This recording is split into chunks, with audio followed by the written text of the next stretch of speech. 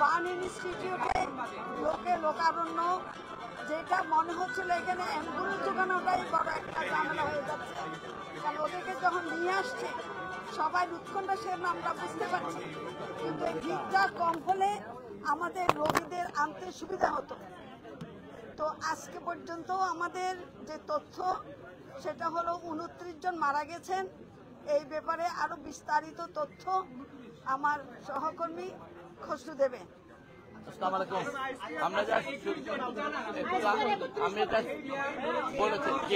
আমরা স্পষ্ট করতেছি জিনিসটা, আইএসপিআর এর আমাদের এইখানে আসার আগে আমরা আইএসপিআর এর সাথে কথা বলেছি। আইএসপিআর এর তথ্যে যে একটি হাসপাতাল অন্তর্ভুক্ত হয়েছে সেটি হচ্ছে লুবনা। যে হাসপাতালের তথ্য সম্পর্কে আমরা এখানে আসার আগ মুহূর্তে তাদের সঙ্গে যোগাযোগ করেছি, তাদের ওখানে তাদের হিসেবে তাদের রেজিস্ট্রিতে কোথাও কোনো ডেথ নেই, কিন্তু ওনারা মুখে বলছেন যে সেখানে 2 জন শিশু ছিল যাদেরকে তাদের অভিভাবকরা নিয়ে এসছেন। ওই 2 জন আসলে ওর পরবর্তীতে কোনো হাসপাতালে আসেননি বিধায় আমাদের কোনো হাসপাতাল ব্যবস্থাপনায় ওই 2 জনের রেকর্ড পাওয়া যাচ্ছে না। আমরা আশা করব আমাদের আপনাদের মাধ্যমে ওই যারা লুবনা হাসপাতালে যেই 2 জন শিশু মারা গিয়েছেন সেকে লুবানা, ওইখানকার অভিভাবকদের আমরা অনুরোধ করবো যেন ওনারা আমাদেরকে এই নামগুলোকে অন্তত এই তালিকাভুক্ত করার জন্য সাহায্য করেন। এছাড়া একটি পার্থক্য হয়েছে উত্তরা আধুনিকে, আমরা বলেছিলাম সেখান থেকে একজন মৃতদেহ সেখানে নিয়ে যাওয়া হয়েছে সিএমএইচ এ, ওই সংখ্যাটি নিয়ে আমাদের সঙ্গে আইএসপিআর এর তথ্যে পার্থক্য হয়েছে। আমরা বলেছি 15 জন, আমরা আসার আগে নিশ্চিত হয়েছি সিএমএইচ এ 15 জনের এই মৃতদেহ আছে, যদিও আইএসপিআর এর তথ্যে সেখানে 16 জন বলা আছে। আমরা আপনাদের অনুরোধ করবো যে তথ্যের পার্থক্যগুলো দূর হতে হয়তো একটু সময় লাগবে, যেহেতু মৃতদেহ এবং দেহাবশেষ নিয়ে আমাদের কিছু পার্থক্য আছে। কিন্তু মূল ব্যাপারটা হচ্ছে যে আমাদের এখানে ইতোমধ্যেই এই যেটুকু আমরা জানানোর জন্য আপনাদের সামনে এসেছি যে আমাদের এই সময়কালের মধ্যে একটি বড় মাল্টিডিসিপ্লিনারি টিম ঢাকায় এই হাসপাতাল, এনআইসিভিডি, নিগডু, সকল বিএমইউ সহ সকল প্রতিষ্ঠানের 8টি ডিসিপ্লিন সহ একটি টিম আমাদের এখানে, তারা সম্পূর্ণ ব্যবস্থাপনাটাকে ইভালুয়েট করেছেন এবং সেই অনুযায়ী প্রয়োজনীয় ইন্টারভেনশন এবং প্রয়োজনীয় ফ্লুইড এবং মেডিসিন ম্যানেজমেন্টের পরিবর্তন করা হয়েছে।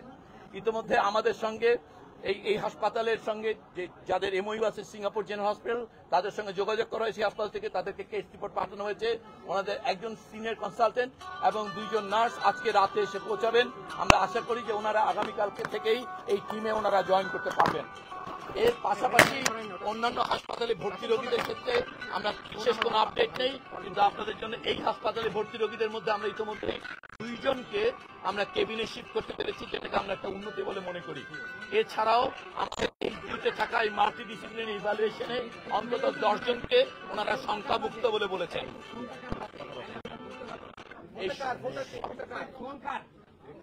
অতএব আমরা যেটুকু বুঝতে পারি আমাদের এখানে যারা চিকিৎসাধীন আছে তাদের মধ্যে 2 জন মোটা থেকে কেবিনে শিফট করার মতো এবং মাল্টিডিসিপ্লিনারি ইভ্যালুয়েশনে 10 জনকে সংখ্যামুক্ত বলে আমরা মনে করি। বাকি 30 জন এখন গ্রে আউট লাইনে বা একটা অস্পষ্ট জায়গা আছে, যার মধ্যে 10 জনকে আমরা মনে করছি এখনো সংখ্যার মধ্যে আছেন, বাকিদের মাঝামাঝি জায়গায়। তো এই হচ্ছে মোটা থেকে আমাদের অবস্থা। আমরা আশা করি যে আমাদের এখান থেকে দেশের সর্বোচ্চ সকল বিশেষজ্ঞদেরকে এটার সঙ্গে যুক্ত করা হয়েছে এবং বিশেষ করে শিশু বিশেষজ্ঞ সকল ব্রাঞ্চ এখন এই টিমের সঙ্গে যুক্ত, যেহেতু প্রধানত রোগীরা শিশু। এইখানে আপনারা এই কালকে আমরা একটু আগে যে তথ্য দিয়েছিলাম সেখানে যে 2 জন শিক্ষকের কথা একজনও বলা হয়েছিল, সেটা 2 জন শিক্ষক হবে আসলে। আরেকজন শিক্ষক আমরা পেশা নির্বাহ তখন জানা ছিল না, আমরা উল্লেখ করতে পারিনি। ওই হাসপাতালে ওই স্কুলের 2 জন শিক্ষক আসলে ইতিমধ্যেই মৃত্যুবরণ করেছেন। এই হচ্ছে আমাদের দিক থেকে আপডেট এবং সংশোধন। সংখ্যাটা আবার যদি কোন রকম এক কথায় বলতে পারি, আমরা এখানে প্রায় 70 থেকে 80 ধরনের ওষুধ সরঞ্জামাদির প্রয়োজন, যেগুলো সম্পূর্ণ ইনভেন্টরি করে এখানে সংগ্রহ করা আছে এবং আগামী 72 ঘন্টার জন্য আমাদের প্রস্তুতি আছে। এরপরে যদি কালকে বিদেশি দল আসার পরে যদি কোনো ধরনের নতুন কোন ডিভাইস এবং ওনারাও কিছু যন্ত্রপাতি নিয়ে আসবেন, তো যদি কোনো কিছু প্রয়োজন পড়ে আমরা এই ব্যাপারে একদম সরকারের স্বাস্থ্য পরিবার কল্যাণ মন্ত্রণালয় নিশ্চিত করছে যে সকল ধরনের সরঞ্জাম, ঔষধ, ফ্লুইড অথবা অন্যান্য যা প্রয়োজন সেগুলো এই হাসপাতালে ব্যবস্থা করবে। এছাড়াও আপনার এই সংখ্যা একটু পার্থক্য হচ্ছে, তারপর আমরা বলেছি ইতিমধ্যেই যে আবারও বলতে হবে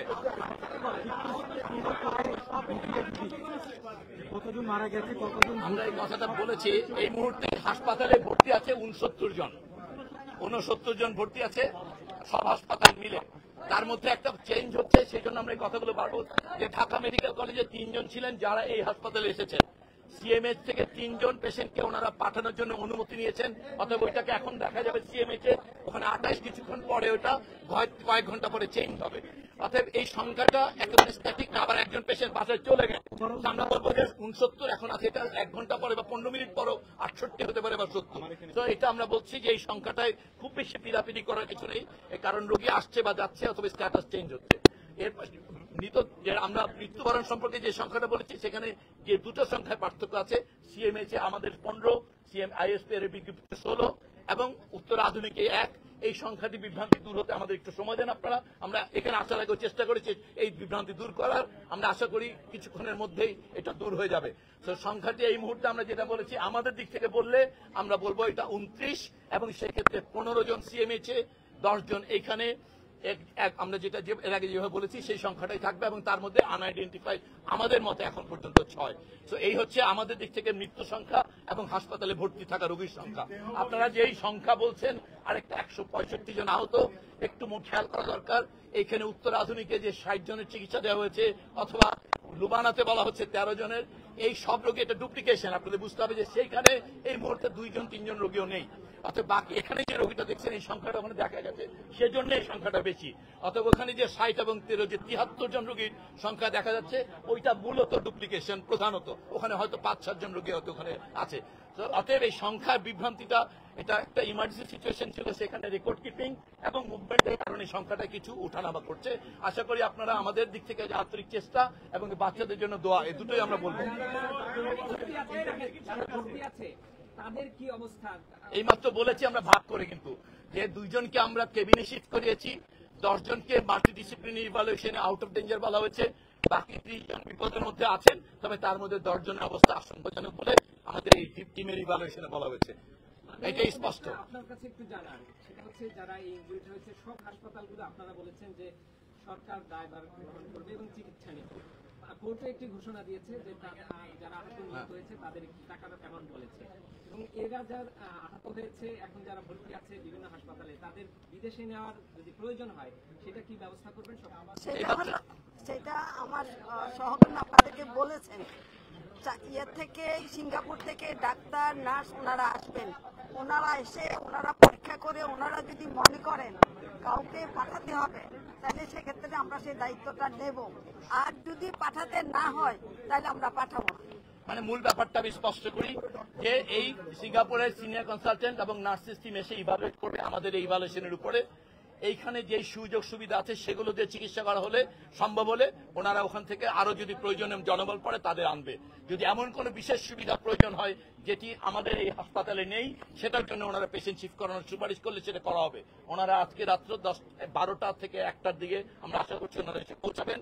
অতএব আমরা রাতে ওনারা ইন্সপেক্ট করতে পারেন, রিভিউ করতে পারেন, অথবা কালকে ভোরে ওনাদের রিভিউ করার পরে যদি সত্যি এমন কোন চিকিৎসা সুবিধা থাকে যেটা আমাদের এখানে নেই এবং ওনারা মনে করছেন সেটা সেই রোগীর জন্য প্রয়োজন, সেক্ষেত্রে ওনারা সুপারিশ করলে অবশ্যই রোগীকে জরুরি ভিত্তিতে স্থানান্তরের ব্যবস্থা করা হবে। আমরা সংখ্যাটা নিয়ে কেন বারবার বলছি, সংখ্যার জন্য উত্তরায় মাইলস্টোনে সাংবাদিকদের মেরেছে যে আমরা ভুল সংখ্যা দিচ্ছি, আমরা কম বলছি। স্যার আপনি কথা শেষ করতে দিবেন? আপনারা যদি সমন্বিত একটি সংখ্যা আমাদেরকে দেন, আপনি সকাল 8টার পর এখন দুপুর 2টায় দিয়েছেন, এর মাঝে যে লম্বা সময় আমাদের কাছে সরকারি কোনো ইনফরমেশন নেই। আপনাদের একটি জনসংযোগ বিভাগ আছে, সেখান থেকে যদি আমাদেরকে প্রতি ঘন্টায় আপনারা এসএমএস দেন, আমাদের তো বারবার এত লোকের আসার দরকার নেই, আমরা আসতে চাইও না স্যার। আপনারা যদি ঘন্টায় ঘন্টা তথ্য মন্ত্রণালয় বা আপনাদের জনসংযোগ থেকে আমাদেরকে একটা আপডেট দেন যে এতজন মারা গেছে, এতজন অসুস্থ, এত হাসপাতাল আছে স্যার, তাহলে মানুষ তো উদ্বিগ্ন শিশুদের খবরটা জানার। আচ্ছা, আমরা আপনাদের পরামর্শটা গ্রহণ করলাম। আমরা প্রেস ব্রিফিং আমরাও চাই না যে এইভাবে আসলে অনেক মানুষ মেরে দেওয়া হোক। এখন থেকে প্রতি 1 ঘন্টা পরে আপনাদের কোন একটা পার্টিকুলার গ্রুপ থাকলে সেই গ্রুপে মিনিস্টার অফ হেলথের পিআরও, আমরা জানি মিনিস্টার অফ হেলথের পিআরও থেকে 1 ঘন্টা পর পর যদি উল্লেখযোগ্য পরিবর্তন, যেমন বলছি আহতের সংখ্যা এবং নিহতের সংখ্যা, এই দুটো আপনাদের জানানো হবে।